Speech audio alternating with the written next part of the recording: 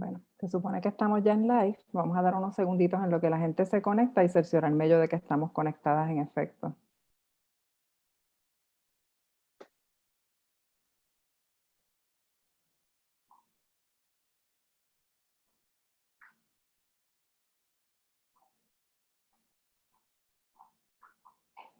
Sí, ya tenemos 4 personas conectadas.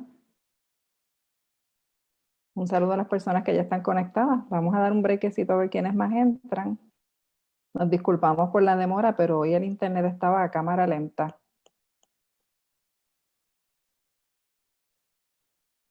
Y saber si quieres, en lo que otras personas se conectan, cuéntanos un poquito de lo que es la ruta de las mujeres y lo que queremos hacer con estos microtalleres. Sí, buenas tardes a todas y a todos. Nosotras, desde la Ruta de las Mujeres, un proyecto de apoderamiento político no partidista que surge de iniciativa desde Proyecto Matria, y queremos brindarle información, herramientas y ayudar a mujeres de toda la isla a que puedan hacer un voto más informado en estas elecciones.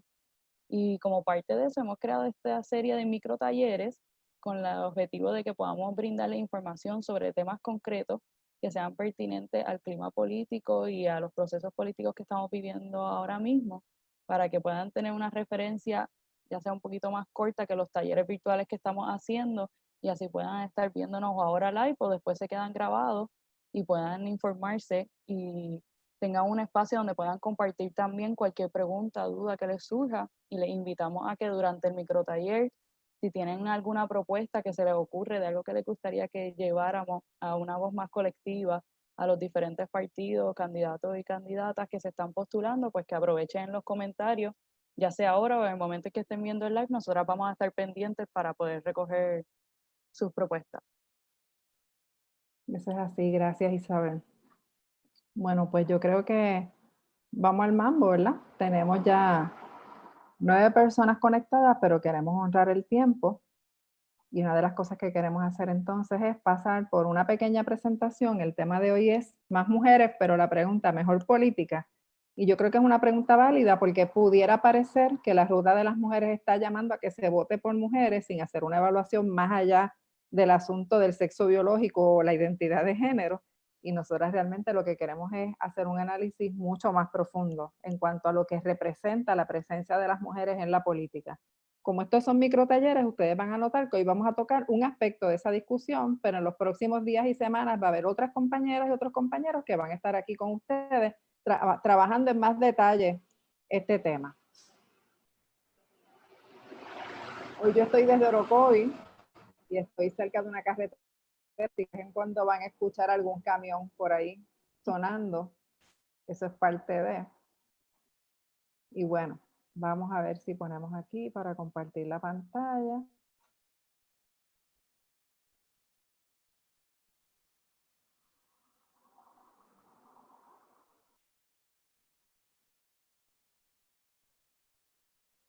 Mientras hacemos eso, pues bien importante que aprovechen y le den share al live para que más personas se puedan unir. Compártanlo con sus contactos, pídanle a la gente que se conecte ahora, pero igual, esas personas que no se han podido conectar ahora, importante que después saquen un ratito y puedan ver este live. Como el contenido es más que nada auditivo, son cosas que hasta podemos poner mientras vamos guiando por el Bluetooth de nuestro auto y escuchar parte de lo que estamos hablando. Y bueno, este tema de más mujeres, mejor política, nosotras lo que queremos es básicamente, no sé si están viendo la pantalla ya, me parece que sí, ¿verdad? Sí. Nosotras lo que queremos es, como les mencioné hace un rato, llevar el análisis un paso más allá de mirar si es una mujer quien está pidiendo el voto o es un hombre. Porque esto no se trata de la guerra de los sexos, ¿verdad? Muchas veces tratan de hacer parecer de que cuando hablamos de mujeres en la política es una guerra de los sexos. ¿Se acuerdan esos programas que habían antes donde ponían a competir las mujeres vestidas de rosita contra los hombres vestidos de azul a ver quién era mejor y se burlaban mutuamente y se hacían chistes de parte y parte? Pues de eso no es de lo que se trata la ruta de las mujeres, de eso no es que se trata la discusión sobre la equidad de géneros en la política y en otros espacios. Esa no es la conversación correcta que nosotras creemos que debemos tener en este momento. Para nosotras, en primer lugar, hay que reconocer que el machismo no tiene sexo. Una mujer puede ser machista, un hombre puede ser machista. ¿Por qué? Porque todas y todos nos hemos criado en un sistema donde se nos ha construido ese tipo de pensamiento. Por eso cada vez que yo oigo que alguien me dice, no, que lo que pasa es que las mujeres son las que crían a los machistas de este país. No, a las mujeres el sistema las hizo machistas, por lo tanto ellas perpetúan el sistema a menos que se cuestionen a sí mismas y comiencen a cuestionar los roles que le han sido tradicionalmente asignados. La construcción histórica de los roles de las mujeres y de los hombres es responsable de esa percepción que nosotras tenemos de que hay una guerra de los sexos, ¿verdad? Esa percepción de que la discusión es decir las mujeres son mejores que los hombres o los hombres son mejores que las mujeres, que nos lleva a veces al extremo de que algunas personas perciban el feminismo como lo mismo que el machismo, cuando realmente el machismo mata, el feminismo libera. Y son discusiones que podemos tener con mayor profundidad en las próximas semanas. Cuando hablamos nosotras de equidad, estamos hablando de equidad para las mujeres, pero también para todas las personas que cohabitan con nosotras este planeta. A nosotras no nos satisface como personas que trabajamos por los derechos humanos la idea de que la lucha para la equidad signifique oprimir otros sectores. Al contrario, nosotras pensamos que cuando una mujer se libera, cuando una mujer alcanza la plenitud de sus derechos humanos, usualmente las personas alrededor también se liberan, también alcanzan la plenitud de sus derechos humanos, porque la libertad es algo que se contagia, ¿verdad? Es algo que, igualito que la opresión y la desesperanza, se nos pegan si tenemos mucha gente hacia alrededor, pues la libertad, el pensamiento compasivo, el pensamiento de justicia, los pensamientos de solidaridad también se contagian. Y este trabajo por la equidad en el mundo político inclusive tiene todos esos elementos positivos que debemos mirar. Entonces están los famosos estereotipos, las mujeres buenas versus las mujeres malas, ¿verdad? Que eso lo hemos escuchado últimamente. Y lo hemos escuchado inclusive desde la voz de algunas candidatas mujeres tratando de hacer parecer a otras mujeres como mujeres malas, ¿verdad? O feministas radicales, que es una de las etiquetas que han intentado utilizar en estos días. Pero, ¿existen mujeres buenas y existen mujeres malas? Pues bueno, según hay hombres malos, hay hombres buenos, hay seres humanos buenos, hay seres humanos malos, inclusive el concepto de maldad y bondad es algo que tenemos que mirar. Yo prefiero decir que todos los seres humanos tenemos luces y sombras, y esas luces y sombras son mayores o menores dependiendo de nuestras experiencias de vida, de cómo se nos haya criado y de cómo hayamos interpretado la realidad que vamos percibiendo desde nuestra niñez. Así que no hay una mujer mala, no hay una mujer buena. Y los estereotipos bajo los que intentan acomodarnos son esos, son estereotipos. Los estereotipos es una cosa que se construye ficticiamente y que no representa la realidad de un ser humano, ni siquiera de las mujeres que tratan de acomodarse en esos estereotipos. Nosotras solemos hablar en plural cuando hablamos de las mujeres, porque lo primero que reconocemos es que todas somos distintas entre nosotras. Si ustedes miran en pantalla, Isabel no se parece en nada a mí, probablemente aunque fuera mi hija no se parecería a mí. De hecho, mi hija tiene casi la edad de Isabel y a lo mejor si nos ponen al lado de la otra va a decir se parecen, pero son diferentes. Todas tenemos distintas experiencias. Entonces, cuando tú miras las experiencias y las características de las mujeres, tienes que hablar de las intersecciones de las opresiones y cómo nos construyen. ¿Qué son las intersecciones de las opresiones? Y lo tenemos que mirar desde el punto de vista de política, porque más adelante vamos a ver por qué eso es importante. Cuando una mujer es, a la misma vez de ser mujer, es negra, es lesbiana, viene de una familia pobre en la zona rural, tiene alguna diversidad funcional, tiene un montón de características que cuando las sumas, la van poniendo cada vez más a la orilla de los derechos humanos y cada vez más a la orilla de la posibilidad de desarrollarse plenamente, porque el sistema no está listo para atender las necesidades de una persona con todas esas características y a la misma vez el sistema ya está construido para tener prejuicios hacia algunas de esas características. Y de eso se tratan los estereotipos, ¿verdad? Cuando nos tratan de decir que la buena mujer es la que es madre, que está casada, como las madres ejemplares que antes siempre escogían para el Día de las Madres, que tienen 90 años y estuvieron 70 años, antes se casaban niñas, tiene 90 años y tuvo 70 años casada con el mismo marido que la golpeaba, que bebía, que le fue infiel, pero ella se mantuvo ahí firme y crió 15 muchachos, ¿verdad? Esa es la buena mujer según algunos estereotipos. Y está también las malas mujeres, las que tratamos de decir que son malas porque a lo mejor tienen 3 niños de 3 papás diferentes, porque a lo mejor decidieron nunca casarse, a lo mejor decidieron nunca tener niños ni niñas, porque puede ser una mujer trans y ni siquiera se le considera mujer, porque es una mujer lesbiana y a esa tampoco se le considera mujer. O sea, hay muchos estereotipos que tenemos que combatir cuando hablamos de las mujeres buenas y de las mujeres malas y entender que más allá de poner una etiqueta de buena o mala, es un ser humano con sus complejidades, con lo que la vida le ha permitido ser. Y cuando esos estereotipos se convierten en el eje de campañas políticas, esa es una bandera roja. Y si se fijan, en las campañas políticas abusan de los estereotipos de género, de los masculinos y de los femeninos. Pero como el tema de hoy es las mujeres en la política, ¿verdad? Si más mujeres en la política significa una mejor política, pues vamos a enfocarnos en esos estereotipos de género relacionados con las mujeres. Lo vamos a ver en algunas candidatas, cómo se visten, cómo responden a las preguntas, qué causas abrazan, con quién hacen alianzas. Yo siempre digo que si vemos en una campaña política a una mujer muy perfecta, muy dentro de los estereotipos, tenemos que mirarla con sospecha, porque eso es una construcción, no necesariamente es la mujer real la que estamos viendo en ese proceso. Nos pueden dejar preguntas en los comentarios, yo estoy tratando de mirarlos, Isabel está, tú los puedes mirar también, ¿verdad? Ok. Entonces a mí me gusta hablar también y hacer la diferencia y hablar que sí hay mujeres que destruyen y mujeres que construyen. En otros momentos yo hablo también de las sirvientas del machismo. Ese concepto, algunas compañeras que trabajan a favor del machismo lo detestan, pero hay que mencionarlo, ¿verdad?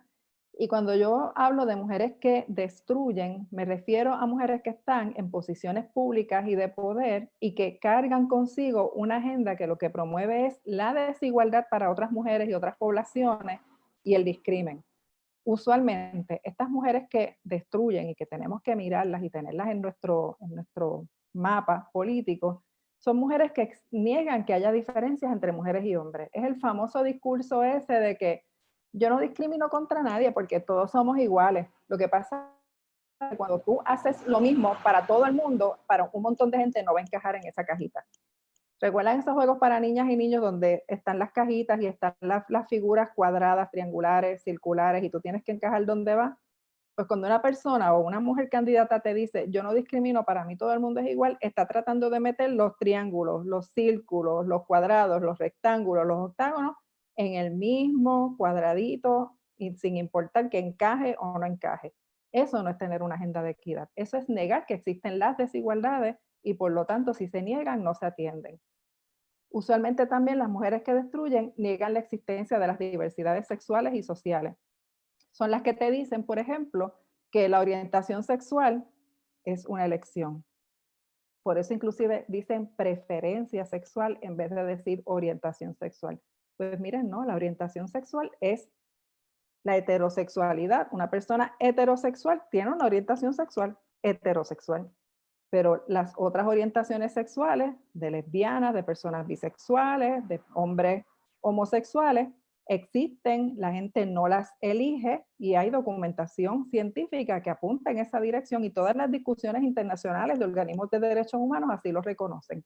Si escuchamos una candidata diciendo que eso no existe y que las personas eligen o que las personas pueden curarse de su homosexualidad, señal de que está en el grupito de las mujeres que destruyen.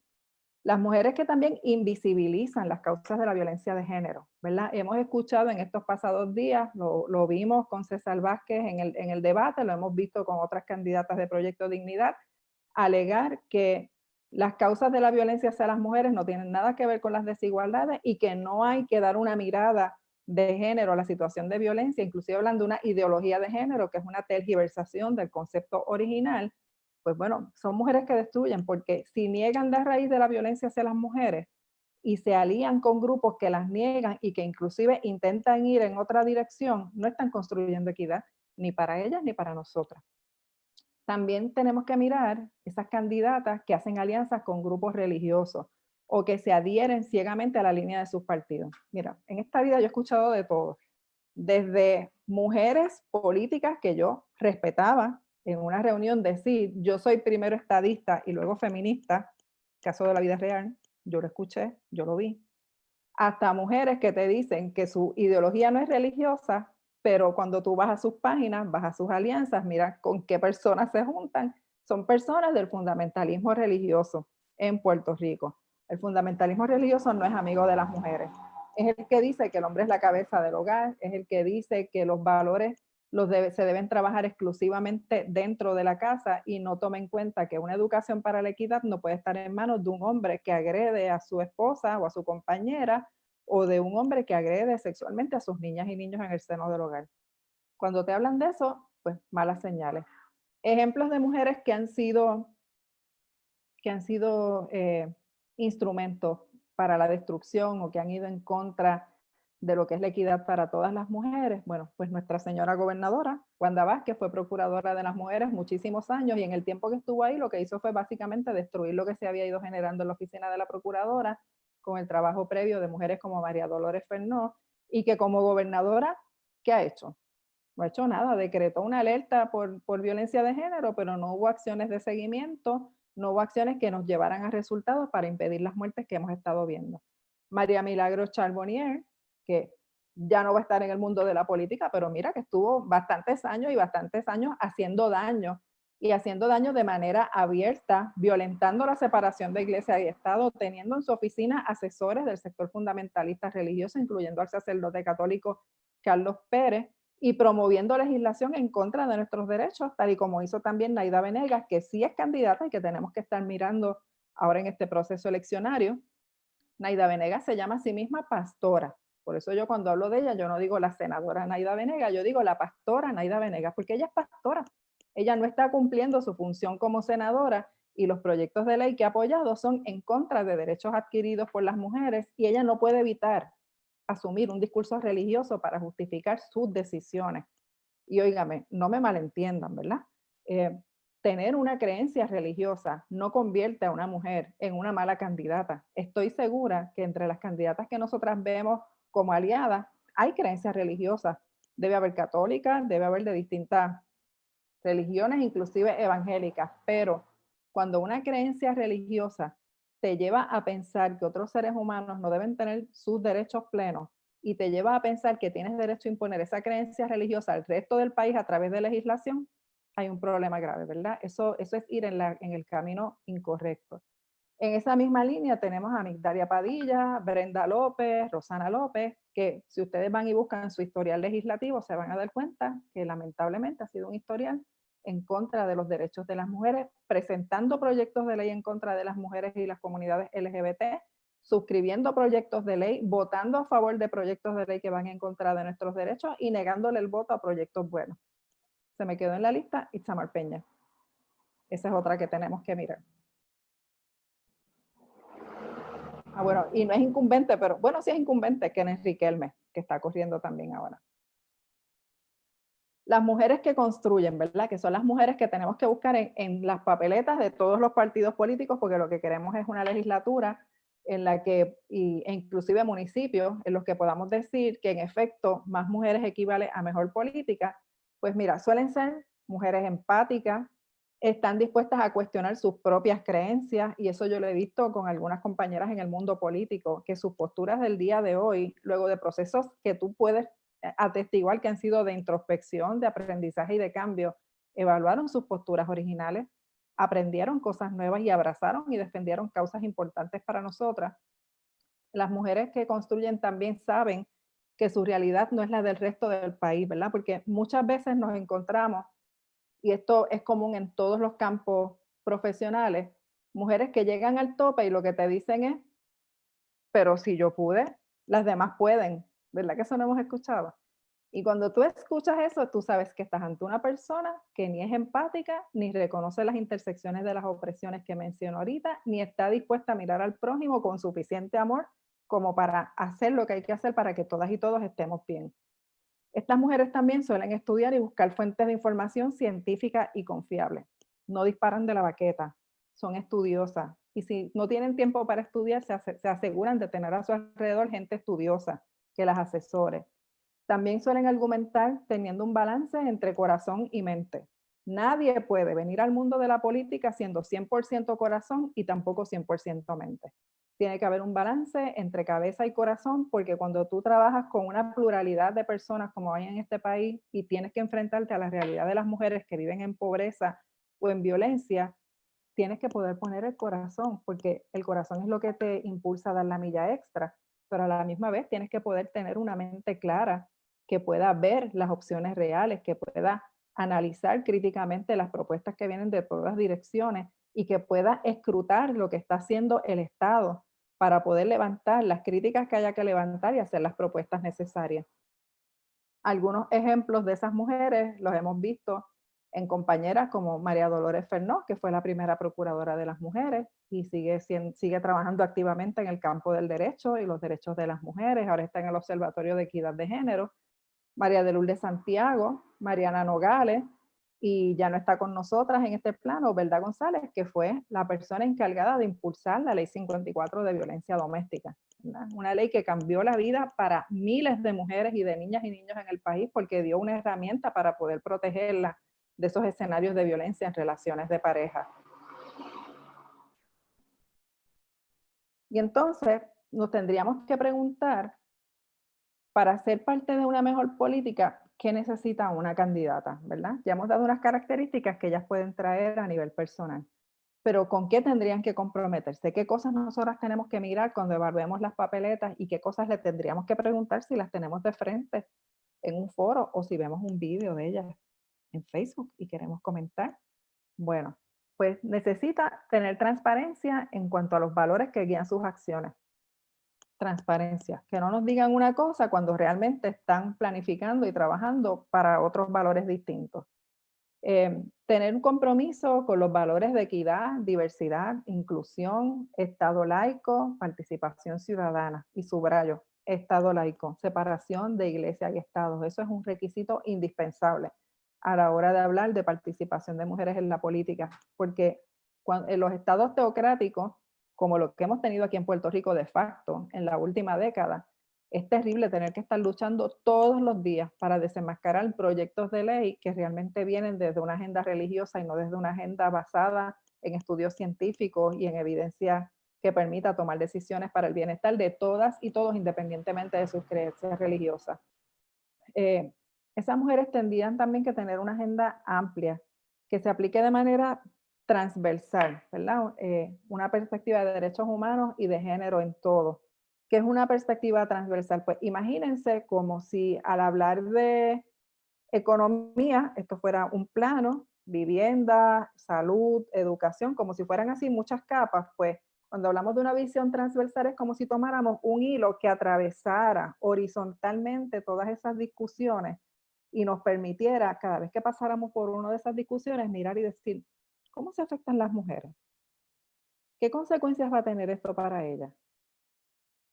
¿Nos va a poner en mejor o peor situación? Y a las demás personas, a las personas que viven en pobreza, a las personas LGBT, a las personas que viven en el barrio Matrullas en Orocovis, o las que viven en Maricao, o las que viven en un residencial público en San Juan, o un residencial público en Mayagüez, ¿verdad? Una perspectiva transversal de derechos humanos va a mirar todas las discusiones públicas, todas las decisiones del gobierno, preguntándose cómo la gente que vive en mayor desventaja se va a afectar por esas decisiones o cómo podemos tomar decisiones que mejoren la calidad de vida y el acceso a los derechos humanos de estas poblaciones.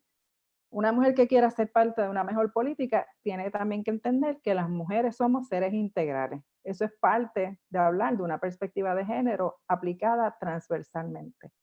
Una mujer, aún las mujeres que podamos tener mayores privilegios dentro de nuestra sociedad, no deja de tener múltiples facetas, ¿verdad? En mi caso, pues yo soy una mujer de 52 años, tengo 2 hijos y una hija que ya son adultos, tengo una mamá y un papá que viven en otro pueblo distinto al mío, es una preocupación que una tiene, sigo teniendo preocupación con mis hijos adultos y mi hija, puedo tener situaciones de salud, puedo tener preocupaciones relacionadas con mi situación económica, puede ser que no tenga buen acceso a la tecnología. O sea, son muchas las cosas que una sola persona maneja. Pues por lo tanto, una mujer que quiera aportar en el mundo político tiene que estar consciente en todo momento que ningún ser humano y ninguna mujer tiene una sola cosa en su vida, que manejar, que son muchísimas las cosas y muchísimas las decisiones gubernamentales que nos impactan, desde las decisiones relacionadas con contribuciones hasta las decisiones relacionadas con transporte público, por dar un ejemplo. También una mujer que quiera hacer una buena aportación en la política tiene que saber valorar la historia de lucha de otras mujeres. Eso para mí es una de las primeras cosas. Cuando yo escucho una mujer en la política dar por sentado todo lo que tiene a su alrededor, inclusive su propia participación en la política, y a la misma vez criticar a las mujeres de la historia que abrieron puertas para que ella estuviera donde está, a mí me da mucha tristeza. Porque cuando tú ves la historia de lucha de las mujeres, sabes, y por eso este proyecto se llama La Ruta de las Mujeres, que venimos desde hace siglos las mujeres caminando poquito a poco a través de la historia, abriendo cada vez más puertas para las generaciones futuras. Un siglo atrás las mujeres en Puerto Rico no podían votar. Es más, un siglo atrás en Puerto Rico la gente en general no podía votar, pero las mujeres mucho menos, ¿verdad? Y este proceso de adelantar derechos democráticos es un proceso que ha costado mucha energía de muchas mujeres en el pasado. Lo mismo para prevenir el hostigamiento sexual en el empleo, la violencia doméstica, lograr que las niñas puedan participar en el deporte, lograr que las niñas puedan participar en otros espacios dentro de las escuelas, que haya mujeres ingenieras, que haya mujeres en la ciencia. Oye, todo eso nos ha costado y esa historia hay que mirarla y hay que honrarla porque es lo que te da inclusive el valor y la fuerza para hacer lo que te toca hacer en este momento histórico. Y de ahí viene lo otro que tienen en pantalla, que es que tienes que tener la valentía para hacer lo correcto aún frente a tus partidos, ¿verdad? No puedes hacer como esta compañera que decía, yo soy primero PNP y luego feminista. No, porque entonces no eres feminista, si no eres capaz de hacer frente a la gente que está yendo en contra de ti y de lo que tú representas para otras mujeres. ¿Qué más? Bueno, pues yo creo que las mujeres podemos darle un ejemplo a los hombres que practican la política de una manera tradicional y aprender a rendir cuentas del trabajo que hacemos y cómo cumplimos los compromisos. También aprender a establecer prioridades y objetivos en consenso con grupos que son necesarios para adelantar una agenda de equidad. Una persona sola no va a adelantar la equidad para las mujeres. Una persona, una mujer que sabe sentar en una mesa a sus aliadas y a personas que tienen conocimientos del tema y que tienen historia de lucha y que te dan el tiempo gratis, porque usualmente damos el tiempo gratis con tal de adelantar una agenda de equidad, ese tipo de mujer sí va a adelantar una agenda de equidad y eso es bien importante. Tiene que tener la capacidad de hablar. También debe dar el ejemplo, ¿verdad? No es sentarse a mandar en los estilos jerárquicos tradicionales y poder decir, oye, yo invierto tiempo, energías en el trabajo de base que hay que hacer, que eso trabajo de base es venir a las comunidades, hablar con la gente y a la misma vez en las esferas de poder donde tenemos derecho a estar y donde debemos estar para que se tomen decisiones a favor nuestro. Y bueno, hay que tener algo de pitonista también, y aquí yo le llamo mantener el oído en tierra para poder reconocer las amenazas y las oportunidades para las poblaciones vulnerables. Amenazas como por ejemplo cuando se estaba discutiendo el famoso flexi time para que la gente pudiera acomodar la semana laboral completa en 4 días, pues mira, mucha gente, incluyendo mujeres, decían, qué chévere está eso, trabajo 4 días y tengo 3 días libres. Y yo siempre decía, bueno, y las mujeres que dependen de que los niños estén en la escuela de 8 a 3 para ellas poder trabajar, ¿qué van a hacer entonces esos días que tengan que trabajar 10 horas? ¿Quién le va a buscar los niños? ¿Quién va a hacer las tareas con ellos? ¿Qué es lo que va a pasar? En la práctica lo que pasa es que renuncian a sus trabajos. Por eso el 60% de las familias lideradas por mujeres viven bajo nivel de pobreza, ¿verdad? Porque no hay acciones asertivas de parte del gobierno para facilitar su ingreso a la fuerza laboral. Y bueno, yo creo que podemos abrir a preguntas, si hay preguntas por el chat o propuestas que nos quieran dejar. Isabel, preguntas que tengas tú, porque yo he hablado aquí como una cajetilla. Sí, por ahora no hay ninguna pregunta en el chat, pero no, yo te quería preguntar realmente que además de todas estas cuestiones que podemos tener pendientes cuando estemos ahora analizando las candidaturas de todas las personas que se están postulando, pues de qué otra manera podemos tomar acción también para nosotras sentirnos que nos estamos dejando sentir, escuchar. Yo pienso, ahora las redes sociales permiten que básicamente todas las candidatas tengan algún tipo de exposición, ¿verdad? Al público. en el cuatrienio pasado la tecnología no era usada tan comúnmente como ahora, así que dependíamos de qué, pues de entrevistas en televisión, de entrevistas en radio, de foros convocados por otra gente, pero ahora cada cual hace su foro en su página, como estamos haciendo nosotras hoy, ¿verdad? Pues de esa misma manera tenemos candidatas que transmiten sus lives constantemente a través de las redes sociales. Pues nosotras tenemos derecho a mirar esos lives y hacerle preguntas y a cuestionar las cosas que entendemos que suenan medio chuecas. Podemos también guardar esos lives, analizarlos y después divulgar nuestro análisis sobre esos lives y sobre todo correr la voz con la gente que tenemos alrededor, que esto no se quede en que yo vi esto, me pareció súper bueno, pero no lo compartí con otras personas a mi alrededor. Hay que compartirlo, hay que hablarlo. Las conversaciones no deben ser solamente con nosotras de la ruta de las mujeres, debe ser con la gente que usted tiene a su alrededor, sobre todo en los tiempos de pandemia que tenemos, ¿verdad? Que casi todo tiene que ser a través de métodos virtuales, pero sí tenemos familia, sí tenemos gente con la que dialogamos personalmente. Y estas discusiones se pueden dar, si se dan desde el respeto, no tienen por qué ser incómodas y son conversaciones que permiten que la gente mire las cosas desde una nueva perspectiva. Bueno, pues no estoy viendo ningún otro comentario, sino pues podemos ir cerrando. Gracias a todas las personas que se han ido conectando y las que nos van a estar escuchando después, que de seguro son muchas. Gracias a Marilis por tomar de su tiempo también, por explicarnos pues de una manera sencilla y con muchas herramientas que podemos nosotras utilizar ahora para cuestionarnos un poco más las promesas, los discursos y las diferentes propuestas de los candidatos y las candidatas a los diferentes puestos, y esperamos que les haya sido útil a todas ustedes. Y además les adelanto que el domingo vamos a tener otro micro taller a las 5 de la tarde, en el cual vamos a estar hablando un poco más sobre qué es y qué no es la perspectiva de género, ¿verdad? Que es un tema que ha estado bastante ahora en discusión, aunque se lleva hablando por mucho tiempo, pues ha resurgido y ahora muchas personas, algunas se pueden encontrar un poco confundidas con los discursos que están escuchando de algunos grupos, y pues les invitamos a que conecten para que nos dejen saber también sus preguntas, si tienen alguna confusión, cualquier duda, pues estamos aquí para apoyarles y a poder brindarles más información. Bueno, pues gracias Isabel también por estar aquí. Gracias a todas las personas que se conectaron y ya saben, a correr la voz. La ruta de las mujeres no es solamente para mujeres, es también para hombres aliados. Veo un compañero que estuvo conectado también, porque la ruta de la equidad es una ruta para todas y todos. Todas y todos ganamos. Así que muchas gracias. Hasta aquí entonces nuestra transmisión de este microtaller. Nos vemos en la próxima. Hasta luego.